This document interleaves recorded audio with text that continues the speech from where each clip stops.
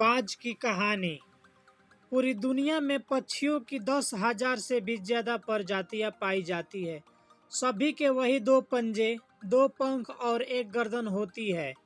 लेकिन इन्हीं में से एक ऐसा पक्षी है जिसकी एक अलग ही पहचान है, जो आसमान का सीना चीर के हजारों मीटर ऊपर 120 किलोमीटर प्रति घंटे की रफ्तार से उड़ता है, जो खुद के कई गुना अधिक वजन के शिकार को भी अपने पंजे में दबोच कर उड़ जाता है। और इसीलिए उसे पंछियों का राजा कहा जाता है, जिसे हम बाज के नाम से जानते हैं। और एक बाज इतना ऊंचा मुकाम हासिल करता है अपनी ट्रेनिंग और अपनी पुनर्जन्म की वजह से। अगर आप भी इस दुनिया में एक मुकाम हासिल करना चाहते हैं तो एक बाज को बाज बनने का पूरा सफर आपको जानना बहुत जरूरी है, क्योंकि 25 से 30 की उम्र तक आने के बाद भी लोगों को रिस्क लेने से डर लगता है। लेकिन एक बाज की जीवन की शुरुआत ही रिस्क से होती है। जिस उम्र में बाकी पक्षियों के बच्चे सिर्फ चींची करना सीखते हैं, उस उम्र में एक मादा बाज अपने बच्चों को पंजों में दबोच कर हजारों मीटर आसमान के ऊंचाइयों में उड़ जाती है, उसे यह बताने के लिए कि तेरा जन्म आसमान का सीना चीर के सबसे ऊपर उड़ने के लिए हुआ है। तेरा जन्म पक्षियों का बादशाह बनने के लिए हुआ है। जमीन से हजारों मीटर ऊपर ले जाकर मादा बाज अपने पंजों से उस छोड़ देती है, और यहीं से शुरू होती है उसकी हाई रिस्क ट्रेनिंग।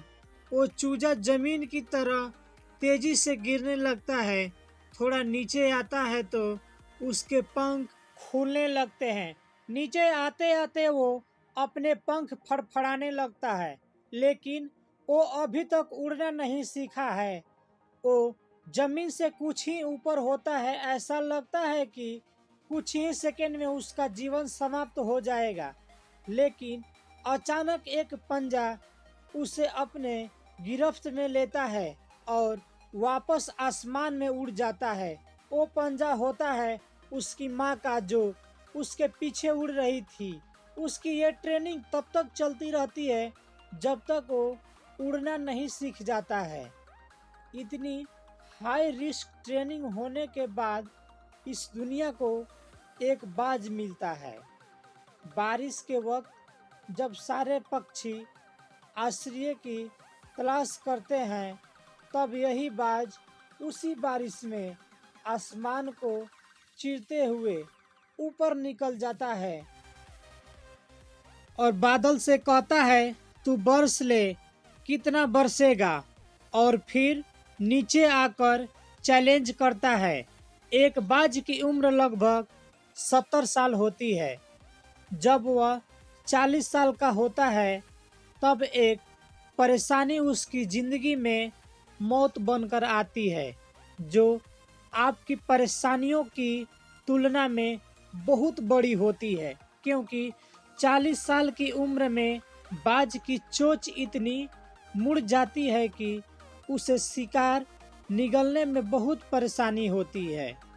उसके पंख भारी हो जाते हैं, छाती से चिपकने लगते हैं, जिससे उड़ना बहुत मुश्किल हो जाता है। अब उस बाज के पास सिर्फ 3 रास्ते हैं। पहला, वो अपने शरीर त्याग सकता है। दूसरा, गिद्ध की तरह छोड़े हुए भोजन पे निर्भर हो जाए। और तीसरा, सबसे कठिन और पीड़ादायक रास्ता, अपने आप को पुनः स्थापित का, फिर से आसमान का सीना चीरकर उड़ने का। और वो इसी तीसरे रास्ते को चुनता है और अपने पास के सबसे ऊंची चोटी पे पहुंच जाता है।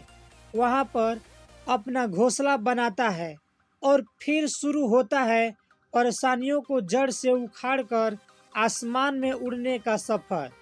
वह अपनी चोंच को एक चट्टान पर मार मार कर तोड़ देता है लहूलुहान हो जाता है और इंतजार करता है नई चोंच आने का।